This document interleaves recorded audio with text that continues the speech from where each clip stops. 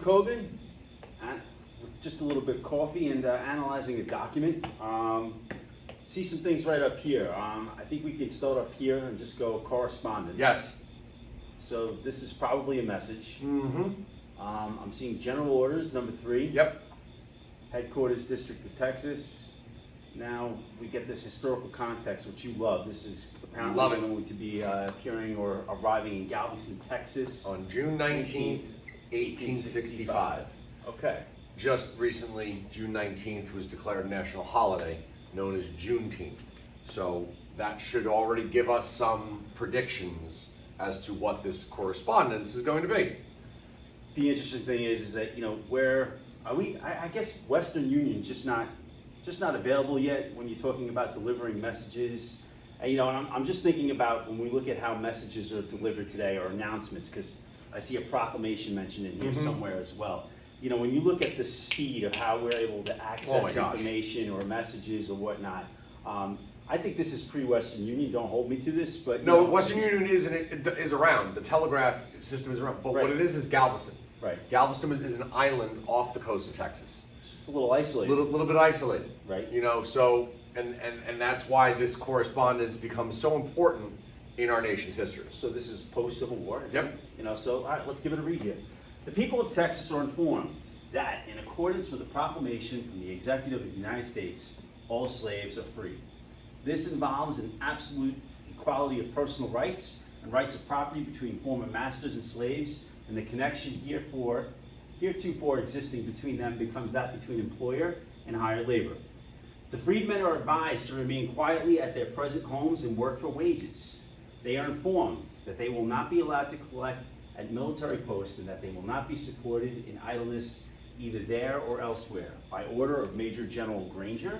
And then we have at the bottom F.W. Emory, Major and Assistant Adjunct General. Yeah, Emory is the general who is announcing this order on the island of Galveston, Texas, letting the slaves there and in Texas know that by proclamation, which is referring to the Emancipation Proclamation, but by June 19th of 1865, the 13th Amendment has been passed by both the House and Senate, but it has not officially been approved by the states for ratification. And of course, when we're looking at where this order is coming from, Executive of the United States, referring to the executive branch of the United States.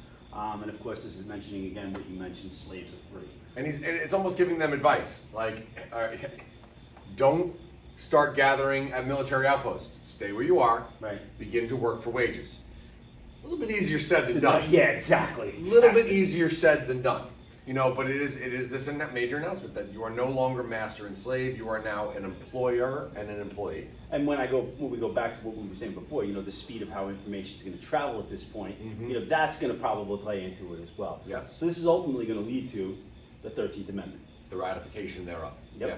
So Section 1, neither slavery nor involuntary servitude, except as punishment for crime, whereof the party shall have been duly convicted, shall exist within the United States or any place subject to their jurisdiction.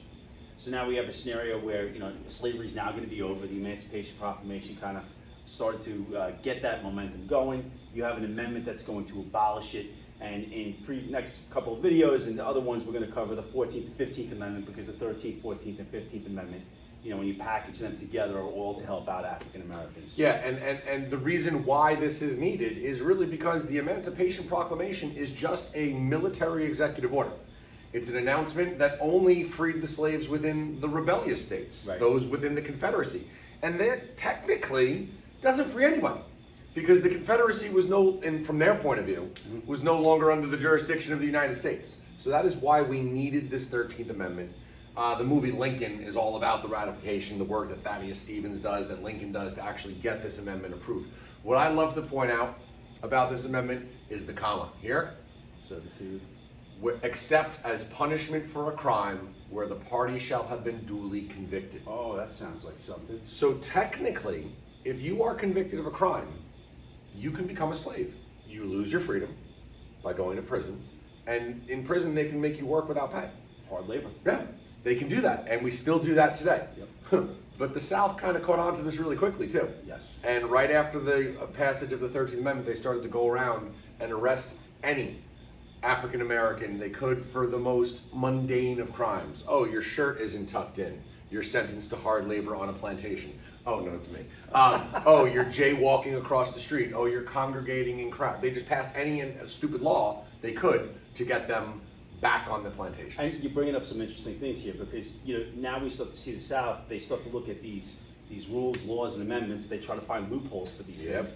But then this is just a start. Okay, now you have African Americans who were slaves. Now they're freedmen. Okay, great. But now there's going to be a host of other things that we're going to have to do. Then now what? In terms of you were property your entire life. Now you're going to be able to be a citizen that's going to declare it in future amendments. And you're going to be able to own your own property and do these other things. But the thing is that you're starting pretty much at ground zero. I love you use that word loophole because we're going to talk a lot about loopholes coming up in future videos. Yeah, when it comes especially how do they get around it. Yeah. Anything else you want to mention about this one? Slaves are freed, 13th Amendment. Thanks for watching.